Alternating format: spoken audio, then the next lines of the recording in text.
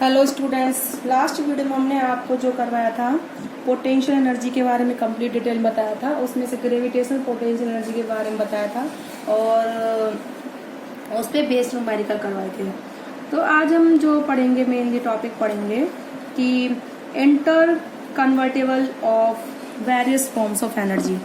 मतलब हम एक एनर्जी को, एक सेकेंड पहले मैं इसको लिख देती हूँ, इंटर कन्वर्टेबल ऑफ वेरियस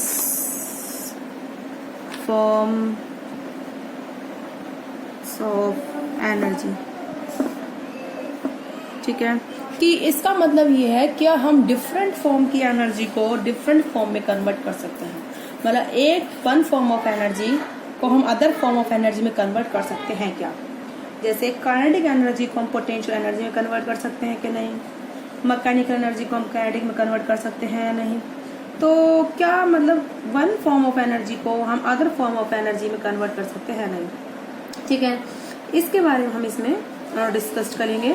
तो उसको डिस्कस करने के लिए हम आपको जो है डिटेल में पहले बताएंगे कि law of conservation of energy. तो interconvertible of various form of energy क्या बोलता है कि we can convert the one form of energy into another form of energy. ठीक है, तो इससे पहले वैसे मैं आपको बताना चाहूंगी कि law of conservation of energy इसमें यूज होगा कि वो डिटेल में क्या है।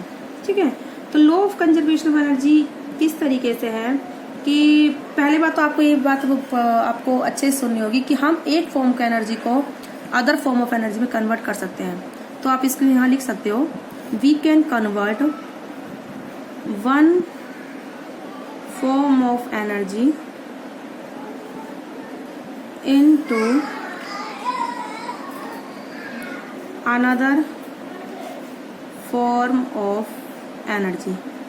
हम वन फॉर्म ऑफ एनर्जी को अदर फॉर्म ऑफ एनर्जी में कन्वर्ट कर सकते हैं। ठीक है, तो देखो बेटा, इसके लिए मैं आपको अब आगे डिटेल में बताऊंगी कि law of conservation of energy क्या है।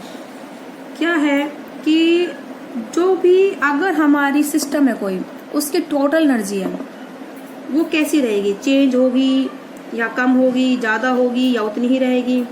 ठीक है, तो ये law of conservation of energy क्या कहता है, अगर हमारी एनर्जी एक फॉर्म से दूसरे फॉर्म में कन्वर्ट हो रही है तो टोटल एनर्जी सिस्टम की क्या रहेगी, कांस्टेंट रहेगी। टोटल एनर्जी ना तो घटेगी ना ही बढ़ेगी, जितनी पहले थी उतनी ही बाद में होगी, चाहे एनर्जी एक फॉर्म से दूसरे फॉर्म में कन्वर्ट हो जाए। ठीक है, तो आप इसको लिख सकते हो बाय इसको इस तरीके से लिखिए, law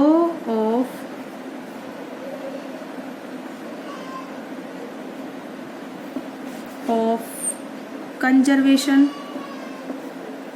of energy. Law of conservation of energy क्या है बेटा कि we can convert the one form of energy into another form but the total energy of the system remains constant। ठीक है, या फिर इसको लिखिए, whenever, जब भी, whenever energy transformed from one form to another form। ठीक है, whenever energy gets transformed, whenever energy gets transformed, ठीक है, then total energy remains unchanged।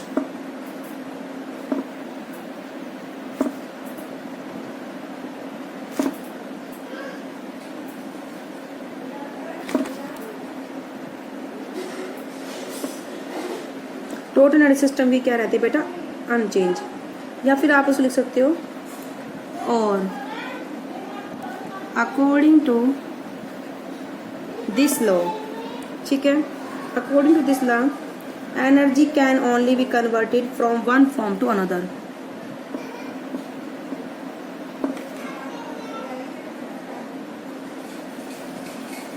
Energy can only be converted from one form to another form. ठीक है, एक form से दूसरे form में कन्वर्ट हो सकती है it can neither be created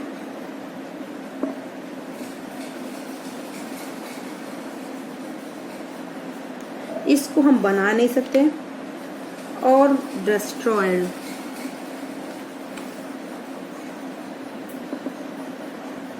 ठीक है। तो law of conservation of energy क्या बोलता है कि एनर्जी को हम एक फॉर्म से दूसरी फॉर्म में कन्वर्ट कर सकते हैं, ठीक है, बट टोटल एनर्जी को हम ना तो खुद से हम बना सकते हैं और ना ही हम घटा सकते हैं। मतलब एनर्जी को हम खुद से कभी नहीं बना सकते और खुद से हम उसको ख़त्म भी नहीं कर सकते। सिर्फ उसको एक फॉर्म से दूसरी फॉर्म में हम चेंज कर सकते हैं या फिर उसको हम कन्वर्ट कर सकते हैं, ठीक है। तो इसको आप एरो बना के और 2 पॉइंट लिखिए, इसके पॉइंट नोट्स जो भी हैं। Total energy of the system before transformation and after transformation remain the same. तो total energy before and after transformation remains the same, ठीक है। Total energy before transformation and after transformation क्या रहेगी, same रहेगी, ठीक है। वो ना ही घटेगी और ना ही बढ़ेगी। तो यानी कि जैसे मैकेनिकल एनर्जी को हम काइनेटिक में कन्वर्ट कर सकते हैं, काइनेटिक को पोटेंशियल एनर्जी में, इस तरीके से हम कर सकते हैं। इसके लिए एक एग्जाम्पल भी दे रखा है। जैसे अगर किसी ऑब्जेक्ट का फ्री फॉल होता है तो इनिशियली उसकी वेलोसिटी 0 होती है, जब वो ऊपर से गिरता है नीचे तो उस टाइम काइनेटिक एनर्जी बेटा उसकी क्या होती है, 0, और पोटेंशियल एनर्जी क्या होती है, मैक्सिमम। और जैसे ही स्टोन नीचे आता है तो हाइट 0 हो जाती है, तो पोटेंशियल एनर्जी उसकी क्या हो गई, 0, बट काइनेटिक एनर्जी उसकी क्या हो गई, मैक्सिमम, ठीक है। इसने इसमें लिख रखा है। तो total sum of kinetic and potential energy उसकी क्या होती है बेटा, क्या होती है, कांस्टेंट होती है, ठीक है। तो मैं इसको आपको लिखवा देती हूँ। In the free fall example,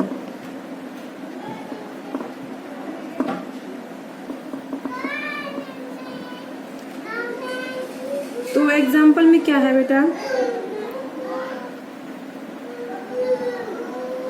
if A object of mass m, जैसे ये क्या है, ग्राउंड है, इनिशियली ऑब्जेक्ट इस मास m कितनी हाइट पर है बेटा, h, तो यहाँ पर ये इसकी वेलोसिटी कितनी है, 0, कितनी वेलोसिटी इसकी, 0, ठीक है। तो let object of mass m, if object of mass m, ठीक है, ऑब्जेक्ट का मास का क्या m है, फॉल फ्रॉम हाइट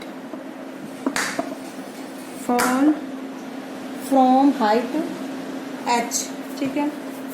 ऑब्जेक्ट का बेटा मास क्या है, m, कितनी हाइट से फॉल हो रहा है बेटा, वो h, fall from height h, ठीक है, h हाइट से वो बेटा क्या हो रहा है, फॉल हो रहा है, ठीक है। तो उस टाइम पर उसकी पोटेंशियल एनर्जी क्या होगी, maximum, that is the mgh।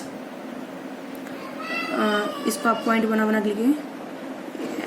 तो इसको आपको मैं आपको डाल भी सकती हूँ पॉइंट से, ये पॉइंट ए है, ठीक है, एट इनिशियल पॉइंट, ठीक है, या फिर at the start, at the initial point A potential energy is mgh, ठीक है, एंड काइनेटिक एनर्जी इज 0, ठीक है। देखो अब मैं आपको दिखाती हूँ एनर्जी कैसे ट्रांसफॉर्म हो रही है। इस पॉइंट पर पोटेंशियल एनर्जी क्या है बेटा, मैक्सिमम है, mgh, क्योंकि h हाइट पर है, और काइनेटिक एनर्जी कितनी है, 0 है, ठीक है। अब क्या होता है, जैसे जैसे ऑब्जेक्ट नीचे आएगा तो टोटल एनर्जी क्या है सिस्टम की, काइनेटिक प्लस में पोटेंशियल कितनी हो जाएगी बेटा, वो mgh प्लस में 0, तो किसकी इक्वल है बेटा, mgh, ठीक है। तो टोटल एनर्जी कितनी है सिस्टम की, तो total energy of object is mgh, ठीक है, क्योंकि टोटल एनर्जी क्या होगी, it is the sum of the kinetic energy plus में पोटेंशियल एनर्जी, ठीक है। अब जैसे जैसे ऑब्जेक्ट नीचे आएगा तो उसकी लगातार वेलोसिटी बढ़ेगी, ठीक है। तो जब वो उसकी हाइट, जब वो जैसे नीचे आएगा तो वेलोसिटी उसकी लगातार बढ़ती रहेगी। जब वो हाइट 0 पर आ जाएगा, मतलब ग्राउंड पर, उस टाइम पर उसकी काइनेटिक एनर्जी क्या होगी बेटा, मैक्सिमम होगी, और पोटेंशियल एनर्जी कितनी होगी, 0, ठीक है। एज द ऑब्जेक्ट फॉल, तो आप इसको लिख लीजिए, as the object fall continuously, as the object fall velocity, है ना, as the object fall velocity of object increases, v velocity of object increases, velocity क्या होगी बेटा, इंक्रीज होगी, ठीक है। और वेलोसिटी इंक्रीज होगी, देयरफॉर काइनेटिक एनर्जी इंक्रीजेज, इसकी वजह से बेटा क्या होगा, काइनेटिक एनर्जी क्या होगी बेटा, इंक्रीज होगी, ठीक है। तो when the object reach the ground, when object reach the ground, ठीक है, when object reach the ground, ठीक है, हाइट कितनी होगी, 0, एंड काइनेटिक एनर्जी विल क्या होगी, maximum, height h is equal to 0, kinetic energy will be maximum,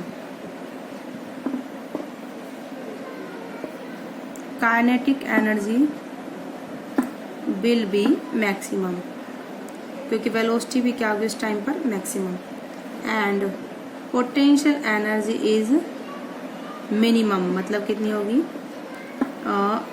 0, bracket में आप देख सकते हो 0, क्योंकि हाइट 0 है तो पोटेंशियल एनर्जी कितनी होगी बेटा, 0 होगी। तो अब देखिए, जब वो इनिशियल इस पॉइंट पर था ऑब्जेक्ट, तो पोटेंशियल एनर्जी मैक्सिमम थी, काइनेटिक एनर्जी 0 थी, क्योंकि ऑब्जेक्ट रेस्ट पर है।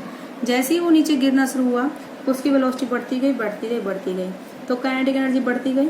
लेकिन जैसे वो नीचे आ रहा है तो उसकी हाइट घटती जा रही है, घटती जा रही है, तो पोटेंशियल एनर्जी भी क्या है बेटा, घटती जा रही है। तो पोटेंशियल एनर्जी घट के वो कहाँ जा रही है, किस में कन्वर्ट हो रही है बेटा, वो काइनेटिक एनर्जी में। किस में कन्वर्ट हो रही है वो, लगातार काइनेटिक एनर्जी में। पोटेंशियल एनर्जी घटती जा रही, काइनेटिक एनर्जी बढ़ती जा रही है। तो इस तरीके से, लेकिन टोटल एनर्जी सिस्टम की बेटा कैसी है, जितनी इस पॉइंट पर थी, ए पॉइंट पर, उतनी ही किस पर है, बी पॉइंट पर, ग्राउंड में, ठीक है। तो लेकिन टोटल एनर्जी वो क्या है बेटा, कम नहीं होगी, ठीक है। तो ग्राउंड पर काइनेटिक एनर्जी क्या है, मैक्सिमम है, पोटेंशियल एनर्जी क्या है, मिनिमम है। But sum of potential and but, तो ये तो आपका पॉइंट, इसको आप लिख लीजिए, इनको पॉइंट डाल के, एग्जाम्पल जो मैंने बताया, ये एक एरो हो गया, ठीक है, की पॉइंट था, मतलब आप ऑब्जेक्ट जैसे फॉल हो रही है डाउनवर्ड, ये दूसरा एरो हो गया, ठीक है। ये जब ग्राउंड पर पहुंचेगी तो ये कंडीशन हो गई, फोर्थ पॉइंट बेटा आपका ये हो गया, ठीक है। तो ये क्या पॉइंट है,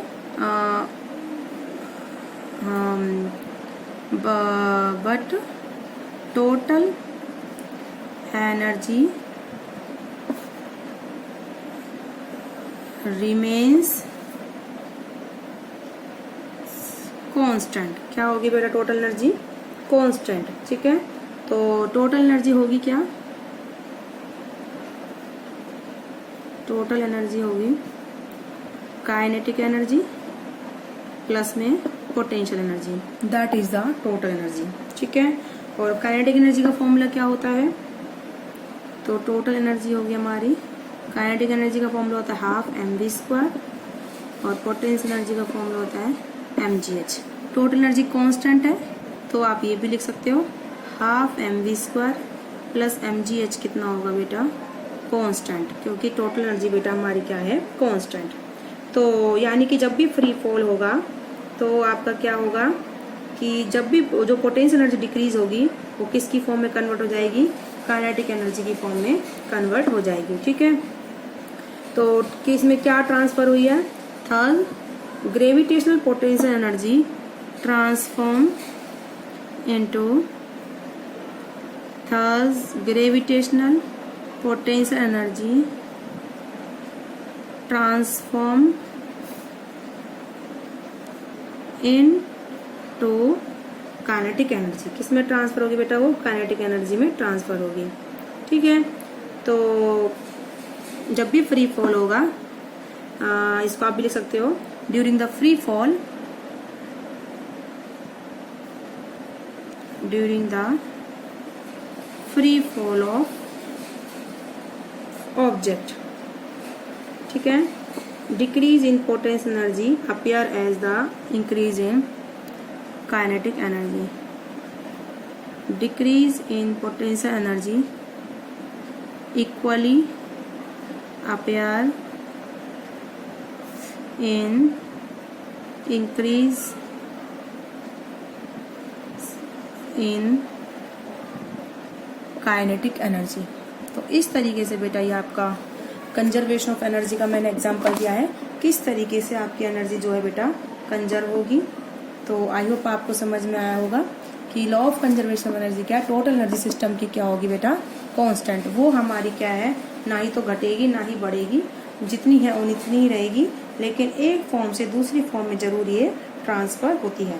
ठीक है, तो आज की वीडियो में बेटा इतना ही। तो यहाँ पर potential energy maximum, kinetic zero, जैसे जैसे नीचे आएगा तो वेलोसिटी बढ़ेगी, काइनेटिक एनर्जी बढ़ती जाएगी, पोटेंशियल एनर्जी घटती जाएगी। इट मीन्स पोटेंशियल एनर्जी किस में कन्वर्ट हो रही है बेटा, काइनेटिक एनर्जी में कन्वर्ट हो रही है। बट टोटल एनर्जी इस पॉइंट ए पर और पॉइंट बी पर कैसी होगी, कांस्टेंट। हर एक पॉइंट पर जैसे जैसे ऑब्जेक्ट नीचे आएगा, हर एक पॉइंट पर हमारी टोटल एनर्जी बेटा क्या होगी, कांस्टेंट होगी। तो this is the law of the conservation of energy का एग्जाम्पल है फ्री फॉल ऑब्जेक्ट का, कि फ्री फॉल में हमारी एनर्जी क्या होती है बेटा, कंजर्व होती है, कांस्टेंट होती है।